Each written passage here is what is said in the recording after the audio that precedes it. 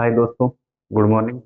आपको पता है आरएएस की विज्ञप्ति आ गई है जो नवंबर दिसंबर के अंदर फॉर्म भरे जाएंगे और मार्च अप्रैल तक एग्जाम हो जाएगा पीटी। थोड़ा सा स्पेशल ध्यान देना है ना। तो आज का अपना टॉपिक है संविधान की विशेषताएं। संविधान की विशेषताएं हमने देखा 2 वर्ष 11 माह 18 दिन के अंदर अपना संविधान जो लिखा गया था विश्व का सबसे बड़ा संविधान था। ठीक है, तो अपनी पहली विशेषता आती है। पहली विशेषता जो थी वो सबसे लंबा संविधान। तो सबसे लंबा या बड़ा लिखित संविधान, लिखित संविधान। सबसे लंबा और बड़ा लिखित संविधान क्यों है? क्योंकि इसके अंदर जो अपना 26 नवंबर 1949 को तैयार हुआ था, उस टाइम पे हमने देखा था 395 अनुच्छेद थे। इसके अंदर 8 अनुसूचियां थी और 22 भाग थे। आगे अब का देखते हैं तो अब के सिस्टम में क्या होता है। आपके सिस्टम में 465 अनुच्छेद है, ये हमने देखा था। 12 की जगह 8 की जगह 12 अनुसूचियां हो गई और जो 22 भाग हैं उनकी जगह 25 भाग हो गए। इसके अंदर 7 नंबर का जो भाग है, भाग 7 नंबर का, उसको हटा दिया गया। कब हटाया? हटा दिया गया। कब हटाया? इसको पहला कॉन्स्टिट्यूशन अमेंडमेंट एक्ट में ही हटा दिया गया था। और नए जो जुड़े थे वो आपको पता है, 4 कै, 9 कै, 9 ख और 14 कै। याद करने में बहुत इजी है। ठीक है, ये हो गया सबसे लंबा लिखित संविधान। अब नंबर 2 इसकी जो विशेषता है वो है विभिन्न क्षेत्रों से निर्मित। कि अपन ने जो लिया था तो ये विभिन्न स्रोतों से अपन ने इसको बनाया था। तो नंबर 2 क्या है? विभिन्न स्रोतों से निर्मित। विभिन्न स्रोतों से निर्मित। विभिन्न स्रोतों से निर्मित का मतलब हो गया कुछ तो आंतरिक स्रोत थे और कुछ बाह्य स्रोत थे। तो आंतरिक स्रोत जो थे वो जैसे हमने देखा कि इससे पहले 1935 का अधिनियम जो काम कर रहा था उससे 250 अनुच्छेद यूं के यूं उठा लिए गए थे। नेहरू रिपोर्ट आई थी, उसमें इसका जिक्र किया गया है। पहले से कुछ चीजें हैं जो हमने जोड़ी हैं। गांधी जी की बातें थी, वो गांधी जी की बातें भी हमने इसमें जोड़ी है। इससे पहले कुछ चीजें 1919 के अधिनियम भी आई थी। तो वो सारे हो गए अपने आंतरिक स्रोत। अब मेन जो टॉपिक आता है वो आता है बाह्य स्रोत। बाह्य स्रोत काफी इंपॉर्टेंट है। बाह्य स्रोत, बाह्य स्रोत आपको पता है कि 60 देशों का हमने संविधान पढ़ा, उसके बाद जाके हम लोगों ने अपना संविधान लिखा था। तो बाह्य स्रोत जो है उसके अंदर उस टाइम पे ब्रिटिश रूल अपने ऊपर चल रहा था। तो सबसे पहले अपन ने यूके से लिया। यूके से लिया तो यूके से हमने क्या क्या लिया? यूनाइटेड किंगडम से। इसके 4 नाम हैं, यूनाइटेड किंगडम है, इंग्लैंड है, ब्रिटेन है और ब्रिटिश आयरलैंड है।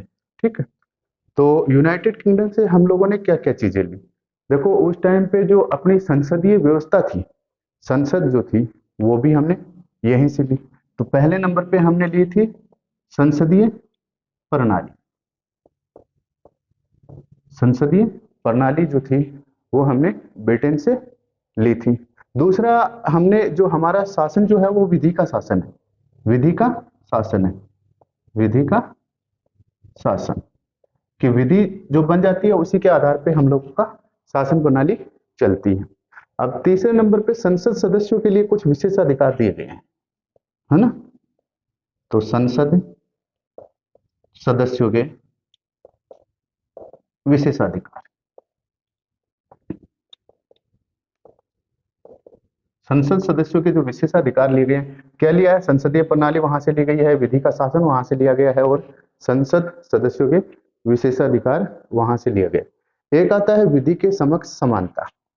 विधि के समक्ष समानता। विधि के समक्ष समानता कि सभी लोग जो हैं वो विधि की नजर में बराबर हैं।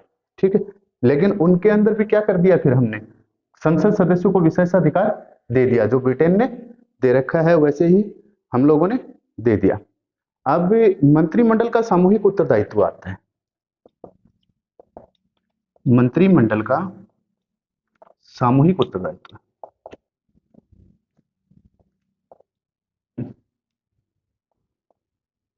उत्तरदायित्व, मंत्रिमंडल का सामूहिक उत्तरदायित्व, मंत्रिमंडल जो बनेगा वो लोकसभा के प्रति या जो राज्य की विधायिका जो होगी उसके प्रति सामूहिक रूप से उत्तरदायी होगा।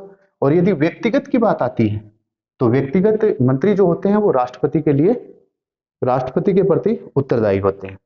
ठीक है, हमने देख लिया यूके से, यूके से विधि का शासन देख लिया, संसदीय शासन प्रणाली देख ली, संसद सदस्यों के विशेषाधिकार देख लिए, विधि के समक्ष समानता देख ली और मंत्रिमंडल का सामूहिक उत्तरदायित्व देख लिया। अब बात आती है नौकरशाही व्यवस्था।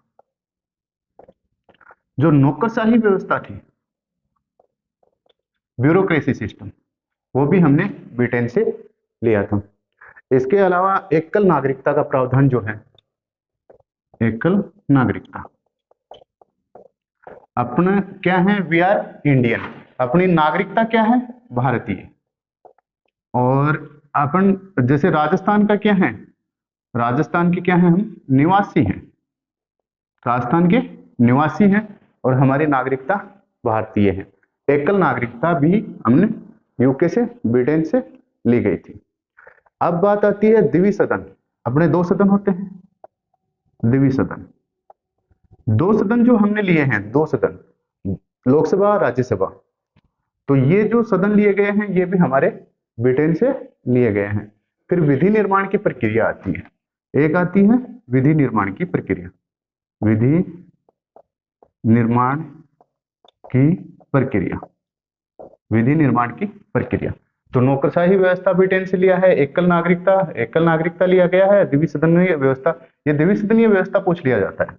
और विधि निर्माण की प्रक्रिया वो आप जानते हो, संसदीय शासन प्रणाली आप जानते हो, विधि के समक्ष समानता आप जानते हो, विधि का शासन आप जानते हो, वो सारी चीजें हमने यूके से ली थी। अब नंबर दो पे आपको पता है सबसे पहले लिखित संविधान बना था, अमेरिका का बना था, जिसको संविधानों का जनक या जननी, फादर ऑफ कॉन्स्टिट्यूशन बोला जाता है अमेरिका से। 2 नंबर पे आता है यूएसए, अमेरिका से, यूनाइटेड स्टेट अमेरिका से हमने क्या लिया था। तो एक्चुअली यूनाइटेड स्टेट अमेरिका जो है उसमें सबसे पहले हमने लिए थे मौलिक अधिकार, मौलिक अधिकार, मौलिक अधिकार, फंडामेंटल राइट, जो अपने मूल अधिकार जो हैं वो हमने भाग 3 का जो भी पार्ट लिया गया है वो मौलिक अधिकार हमने मेन चीजें यूएसए से उठाई गई है। ठीक है। नंबर 2, उपराष्ट्रपति राज्यसभा का पदेन सदस्य होगा, अध्यक्ष होगा, उपराष्ट्रपति, उपराष्ट्रपति राज्यसभा का पदेन अध्यक्ष होगा। अभी उपराष्ट्रपति कौन है, हमारे गांव से है जगदीप जी धनखड़, और उपराष्ट्रपति राज्यसभा के क्या होंगे, पदेन अध्यक्ष होंगे। मौलिक अधिकार लिया गया, उपराष्ट्रपति लिया गया, उपराष्ट्रपति जो राज्यसभा के पदेन अध्यक्ष होंगे। ठीक है।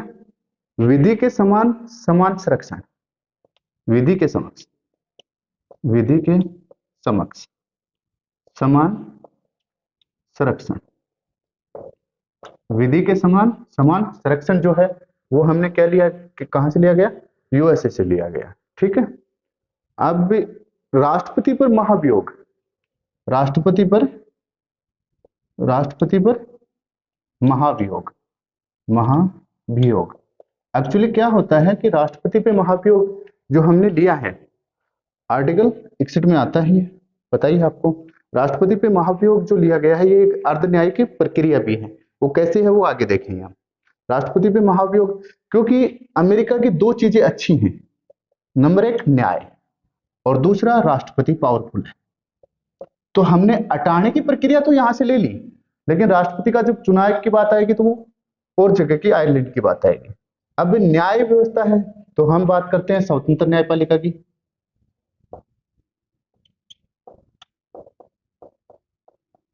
स्वतंत्र न्यायपालिका की, तो स्वतंत्र जो न्यायपालिका है वो हमने कहां से ली थी, यहां से ली गई थी। ठीक है, बात आई राष्ट्रपति की, तो राष्ट्रपति और उपराष्ट्रपति दो टॉपिक ले लिए, स्वतंत्र न्यायपालिका ले ली, विधि का शासन ले लिया, मौलिक अधिकार यहां से ले लिया गया। ठीक है, हमने यूके से देख लिया, यूएसए से देख लिया। तीसरे नंबर पे आता है कनाडा। कनाडा, कनाडा की संघीय व्यवस्था बहुत अच्छी है जो हमने वहां से ली। फेडरलिज्म क्या होता है और यूनियन ऑफ स्टेट्स क्या होते हैं, दोनों संघ और परिसंघ बाद में देखते हैं। अब बात आती है कनाडा। कनाडा से जो लिया था हमने सहकारी संघवाद लिया था। सहकारी संघवाद बहुत बार एग्जाम में पूछा जाता है कि संघवाद जो सिस्टम था वो हमने कहां से लिया था। अब एक और चीज ली थी यहां से, राज्यपाल की नियुक्ति। राज्यपाल की नियुक्ति, कभी कभी क्वेश्चन इतना ही पूछ लिया जाता है कि मतलब भारत का राज्यपाल होता है, निर्वाचित होता है, नियुक्त होता है या मनोनीत होता है। तो ये देख लीजिए, यहां से राज्यपाल की नियुक्ति होती है, नियुक्त होता है। राज्यपाल की नियुक्ति जो है हमने, वो राज्यपाल जो नियुक्त करते हैं हम, वो कहां से लिया गया था, कनाडा से लिया गया था। ठीक है, इसके आगे हम देखते हैं अवशिष्ट शक्तियां। अवशिष्ट शक्तियां जो है, अवशिष्ट शक्तियां केंद्र में निहित होंगे। अवशिष्ट शक्तियां जो होंगी वो संसद के पास निहित होंगी। तो अवशिष्ट शक्तियां जो हैं वो केंद्र में होंगी। ये बात अपन ने कहां से ली गई, केंद्र में होंगी। अवशिष्ट शक्तियां जो है वो केंद्र में होंगी। राज्यपाल की नियुक्ति, सहकारी संघवाद, सुप्रीम कोर्ट की परामर्शदात्री शक्ति। तो सुप्रीम कोर्ट की परामर्शदात्री शक्ति, सुप्रीम कोर्ट जो परामर्श देते हैं वो शक्तियां। तो यहाँ पे बड़ी चीज आती है, अवशिष्ट शक्तियां किसमें है, राज्यपाल की नियुक्ति है। कभी कभी इतना ही पूछ लिया जाता है कि राज्यपाल नियुक्त होता है। सहकारी संघवाद, संघवाद तो आपको पता ही है कि बहुत बार पूछा जाता है। ये आ गया आपका कनाडा से। ठीक है, अब अगली जो बात आती है वो हमने कहां से लिया, वो हमने लिया ऑस्ट्रेलिया से। ऑस्ट्रेलिया से नंबर 4 पे लिया था, ऑस्ट्रेलिया से। अभी ऑस्ट्रेलिया से हमने क्या लिया देखते हैं। समवर्ती सूची का जिक्र आता है सबसे पहले। तो ऑस्ट्रेलिया से हमने क्या लिया, समवर्ती सूची। समवर्ती सूची, ऑस्ट्रेलिया से एक नंबर पे क्या लिया हमने, समवर्ती सूची ली गई थी। ठीक है, अब दूसरी बात आती है संयुक्त बैठक। संयुक्त बैठक, जो संयुक्त बैठक थी है ना, वो भी हम लोगों ने कहां से ली गई थी, 108 अनुच्छेद के अंदर इसका प्रावधान है। लोकसभा राज्यसभा बैठ के एक जगह बातें करेंगे, उसी को संयुक्त बैठक बोला जाता है। ठीक, अब प्रस्तावना की निहित भावनाएं कभी कभी पूछ लिया जाता है। प्रस्तावना की निहित भावनाएं,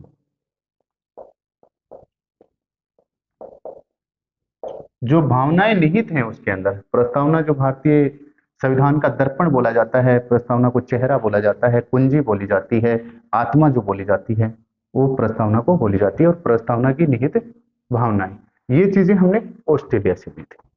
अब नंबर 5 पे आता है। नंबर 5 के ऊपर हमने जापान से लिया था।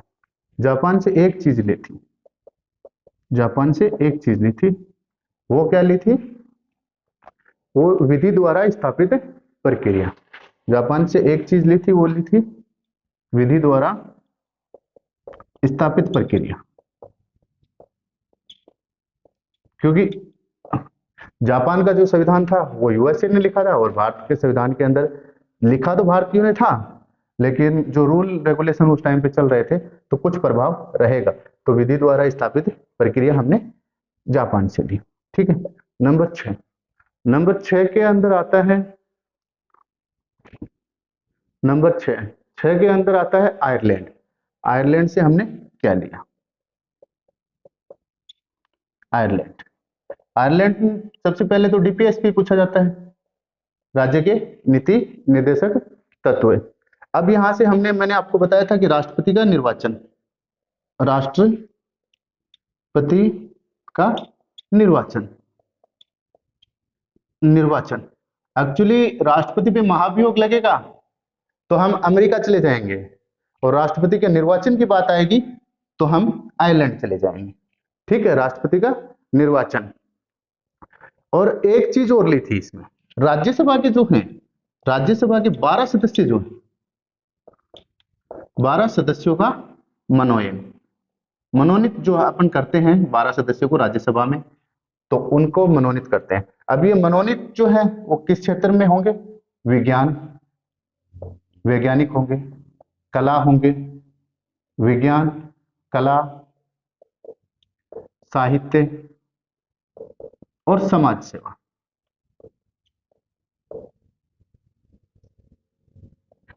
विज्ञान, कला, साहित्य और समाज सेवा के जो लोग होंगे उनको राष्ट्रपति जो है 12 सदस्यों को नॉमिनेटेड करता है राज्यसभा में। हमने देख लिया UK, USA, Canada, Australia, Japan, Ireland. और नंबर 7 से साउथ अफ्रीका से लिया था हमने। 7 जो लिया था साउथ अफ्रीका से लिया गया, दक्षिण अफ्रीका से अनुच्छेद 368 लिया गया था, संविधान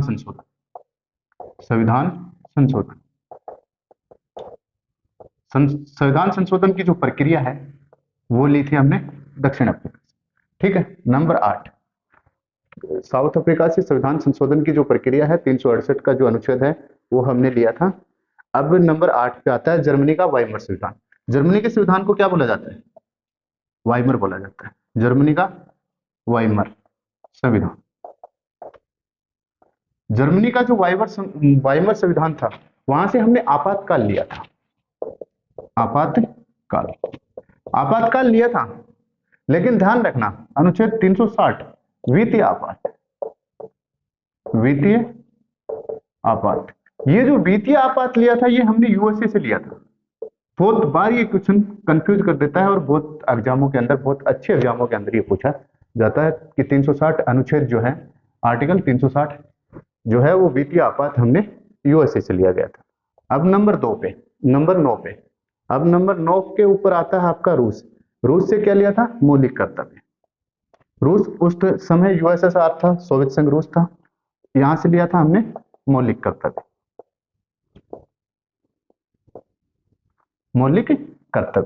रूस से मौलिक कर्तव्य लिया था। अब बात आती है कि प्रस्तावना में जो न्याय की बात होती है, क्योंकि सोशलिज्म होता है रूस, तो न्याय की जो बात आती है, न्याय प्रस्तावना में हम देखते हैं 3 प्रकार के न्याय की बात किया गया है। एक तो है सामाजिक न्याय, एक आर्थिक, और नंबर 3 पे है राजनीतिक। इन 3 प्रकार की न्याय की गई है। तो न्याय की जो प्रस्तावना में निहित न्याय की जो भावना है वो हमने रूस से लिया। रूस से मौलिक कर्तव्य, ध्यान रखना ये बहुत इंपॉर्टेंट है, मौलिक कर्तव्य रूस से लिया गया है। ठीक है, अब आता है अपने नंबर 10 पे फ्रांस से क्या लिया था? गणतंत्र व्यवस्था। गणतंत्र क्या होता है? जिस देश का राष्ट्रपति जो होता है वो निर्वाचित होता है, न कि मनोनीत होता है, राजा या वंशानुगत नहीं होता। तो हमारी गणतंत्र व्यवस्था जो थी वो फ्रांस से आई थी। एक इसमें स्वतंत्रता, समानता और बंधुत्व की भावना, स्वतंत्रता, समानता और बंधुत्व। ये जो बंधुत्व है, स्वतंत्रता, समानता, क्योंकि ये समाजवाद उसमें मिलेंगे आपको, तो ये स्वतंत्रता, समानता और बंधुत्व, इनकी क्रांति हुई थी तो उन्होंने नारा भी दिया था, समानता, स्वतंत्रता और बंधुत्व। तो ये चीजें हमने ली थी फ्रांस से। अब एक ये जो मेन टॉपिक है ये अपना यहाँ कंप्लीट हो जाता है। अब सबसे लंबा लिखित संविधान हो गया, विभिन्न स्रोतों से निर्मित संविधान हो गया। ठीक है, हमने 2 विशेषताएं देख ली। नंबर 3 पे आता है नम्यता व अनम्यता का समन्वय।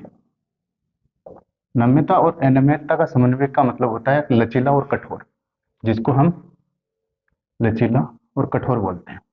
तो 368 का जो अनुच्छेद है संविधान संशोधन होता है, तो उसमें नम्यता का मतलब संसद अकेली कर देती है। कुछ अनुच्छेद ऐसे हैं जिनके ऊपर संसद अकेली कर देती है संविधान संशोधन, वो हो गया आपका नम्यता। अनम्यता का मतलब होता है कुछ संविधान संशोधन ऐसे हैं जिनके अंदर संसद का विशेष बहुमत होगा, प्लस आधा या आधे से अधिक राज्यों का बहुमत होगा, अधिक राज्यों के बहुमत से। आधे राज्य सपोर्ट नहीं हुए तो संसद अकेली नहीं कर सकती, तो इसलिए इसको अनम्यता या कठोर बोला गया है। नंबर 4 के अंदर आपका आता है एकात्मकता की ओर झुका हुआ संघात्मक, एकात्मकता की ओर झुका हुआ संघात्मक। अब ये एकात्मक क्यों है, संघात्मक क्यों है, बहुत इंपॉर्टेंट होता है, चाहे आप प्री और मेंस के अंदर देखो, चाहे इंटरव्यू वगैरह में भी देखो। इसके अंदर कुछ टॉपिक ऐसे हैं जो हमें सेम दिखते हैं और दोनों में हम अंतर नहीं कर पाते।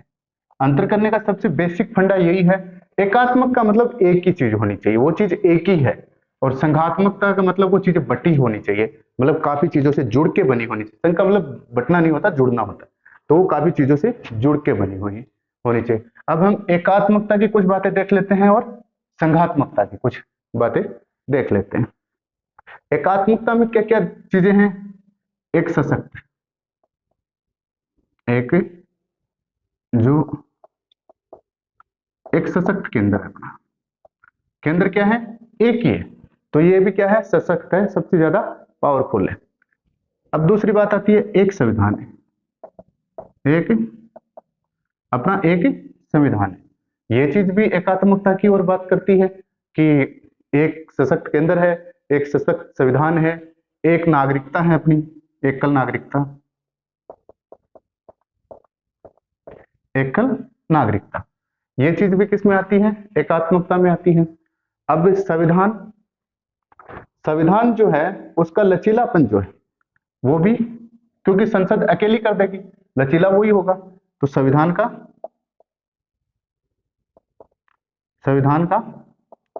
लचीलापन,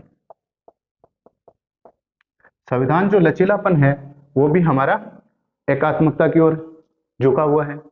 अब राज्यपाल की नियुक्ति है वो राष्ट्रपति अपनी मोहर से कर देते हैं, तो राज्यपाल की नियुक्ति ये भी किस में आ जाती है, राज्यपाल की नियुक्ति भी आपकी एकात्मकता में आ जाती है। अखिल भारतीय सेवाएं क्या आती है, अखिल भारतीय सेवाएं, अखिल भारतीय सेवाएं, ये कौन कराता है भर्ती, यूपीएससी कराती है, आईएएस, आईपीएस और आईएफएस, ये हो जाती है आपकी अखिल भारतीय सेवाएं हो जाती हैं। अब आपातकाल जो लागू करता है वो भी राष्ट्रपति कर देता है मंत्रिमंडल की लिखित परामर्श से, लिखित सलाह से। आपातकाल, तो आपातकाल का जो सिस्टम है वो भी अपना एकात्मकता की ओर झुकाव करता है। अब बात आती है संघात्मकता की ओर, इन दोनों के अंदर अंतर भी हो जाएंगे, इन दोनों की विशेषताएं भी हो जाएंगी, और क्वेश्चन के अंदर पूछा ज्यादातर ये जाता है कि संविधान का लचीलापन, क्योंकि और तो सब में एक एक पता है कि कहां से होता है काम, बाकी संविधान का लचीलापन, ये चीजें आपको कंफ्यूज करने के लिए पूछी जाती हैं। अब इसमें आती हैं दो सरकारें, द्विसदन। अब दो सरकारें, केंद्र सरकार, राज्य सरकार हो गया, दो सदन लोकसभा, उच्च सदन या निम्न सदन लोकसभा और राज्यसभा हो गया। शक्तियों का विभाजन हो गया, शक्तियों का विभाजन हमने देखा था 7वीं अनुसूची में था, संघ सूची, केंद्र सूची, राज्य सूची और समवर्ती सूची, तो शक्तियों का विभाजन हो गया, ठीक है। द्विसदन हो गया, दो सरकारें हो गई, शक्तियों का विभाजन हो गया, लिखित संविधान हो गया, लिखित संविधान, ये थोड़ा ध्यान रखना। लिखित जो संविधान है वो कैसे संघात्मकता की बात करता है, क्योंकि इसमें राज्य के लिए भी लिखा गया है और संघ के लिए भी लिखा गया है और ग्राम पंचायतों के बारे में भी लिखा गया है, ठीक है। अब संविधान की सर्वोच्चता,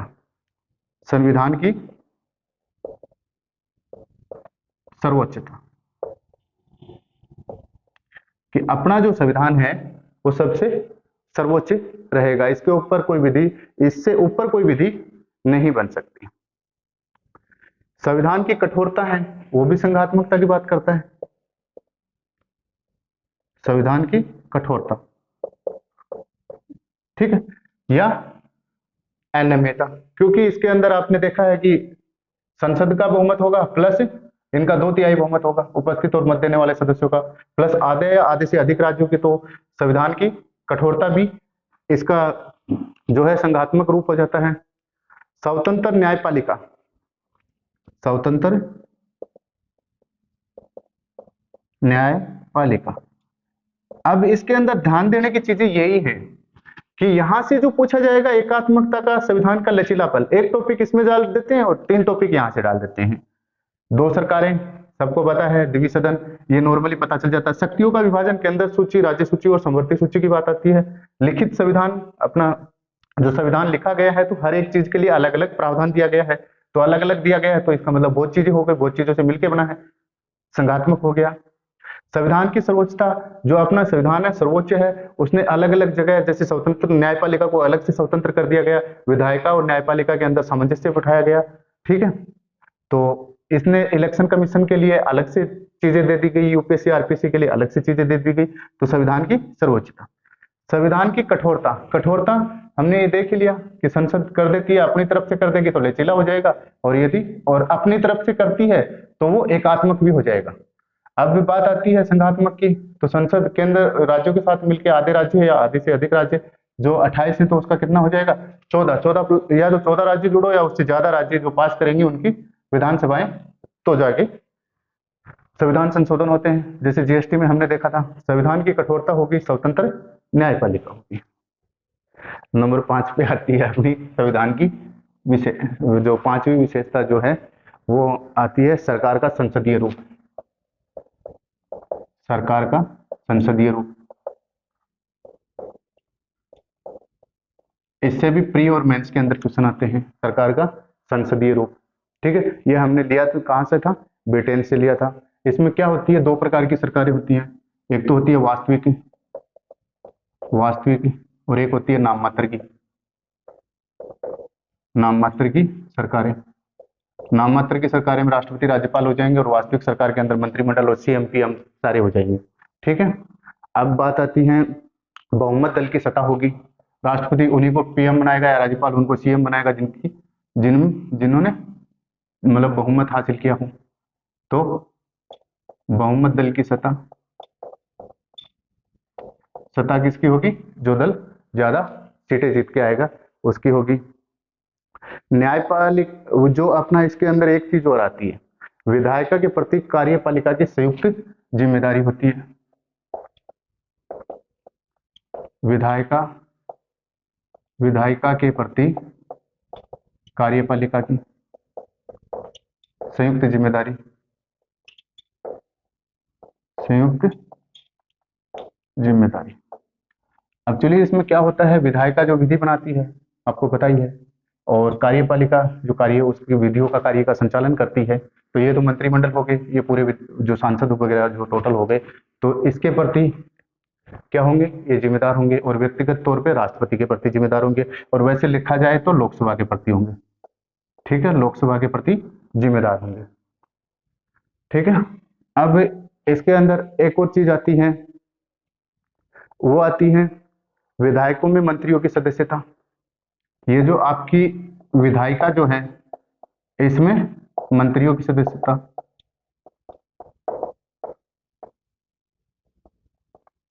मंत्रियों की सदस्यता। एक्चुअली क्या होता है, ये जो अपनी विधायिका जो विधि बनाती है तो लोकसभा का या राज्यसभा का, किसी एक का, लोकसभा का या राज्यसभा का सदस्य होना चाहिए। यदि सदस्य नहीं हुआ तो उसको अधिकतम 6 माह तक वो मंत्री रह सकता है, प्रधानमंत्री सीएम जो भी कोई भी मंत्री रह सकता है, लेकिन 6 महीने में उसको सदस्यता लेनी पड़ेगी। और एक चीज और इसकी आती है, वो आती है निचले सदन का विघटन, निचले सदन का विघटन।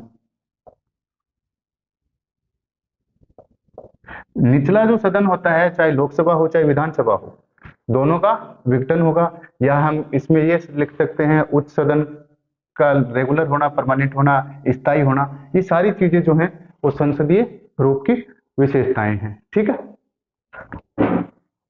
ठीक है।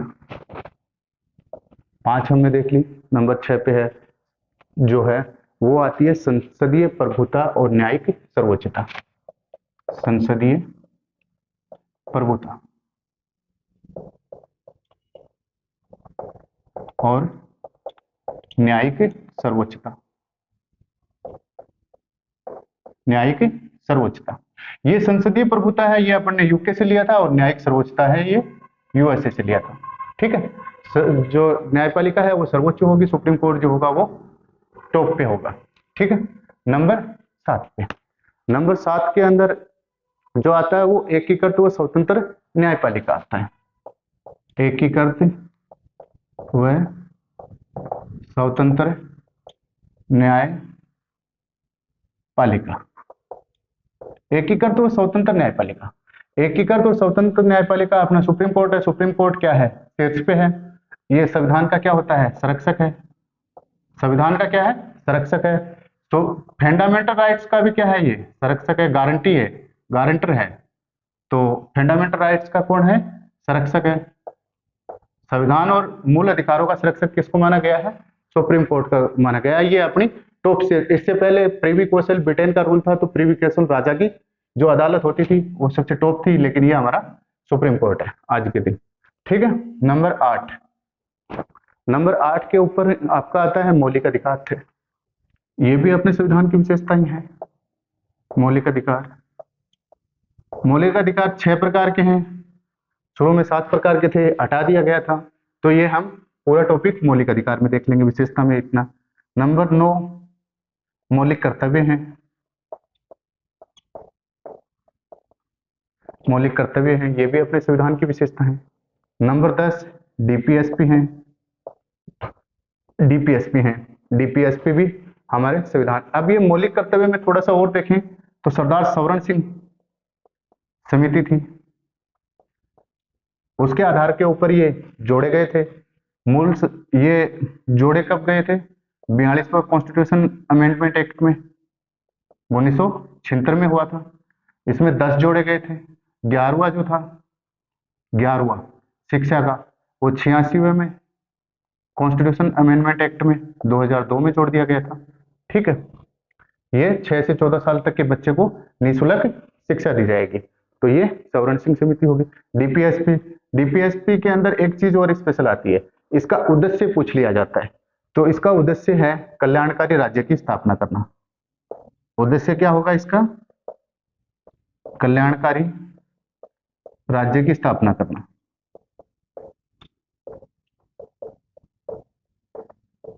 क्वेश्चन वहीं से बनेंगे जहां से पेन टिक होगा, जिसको बार बार बोला जाएगा। कल्याणकारी राज्य की स्थापना करना इसका उद्देश्य है डीपीएसपी का। अब हम 11 नंबर पे जो विशेषताएं देखते हैं वो एक देखते हैं, धर्मनिरपेक्ष राज्य है हमारा।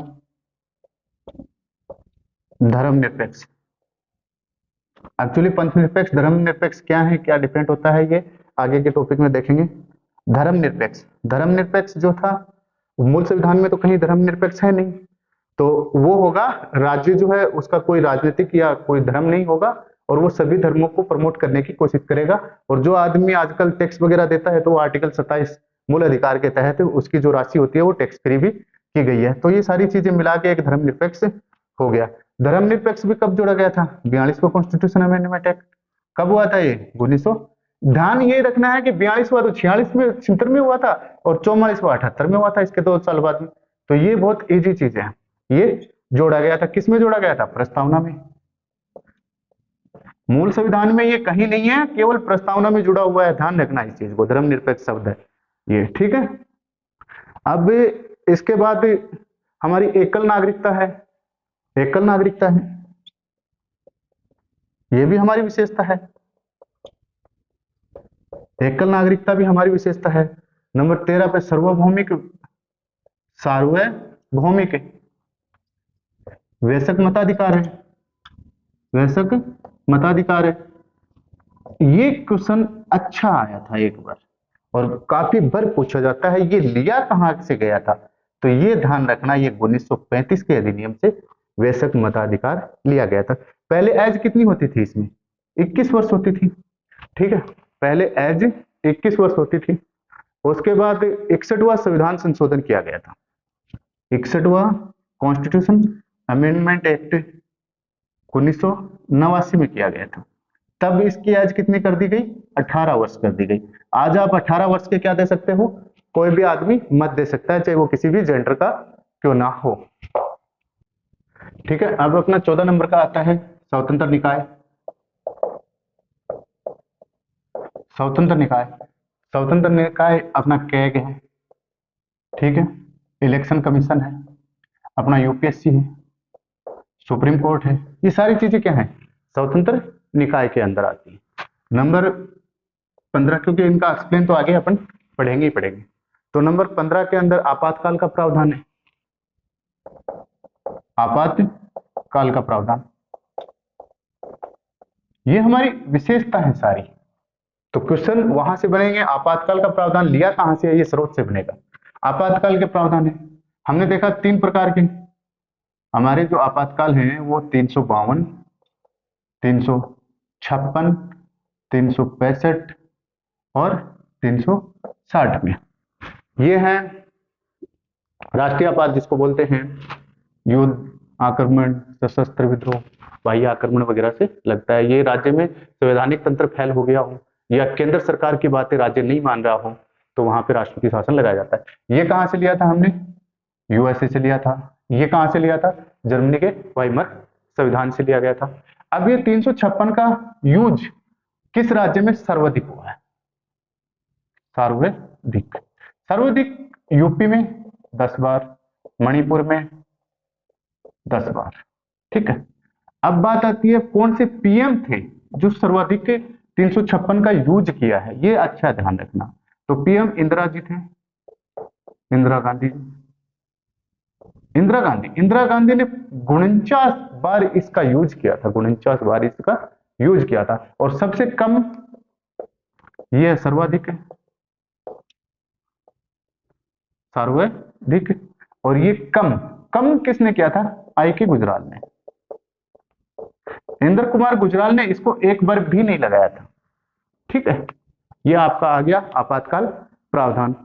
अब आती है त्रिस्तरीय सरकार।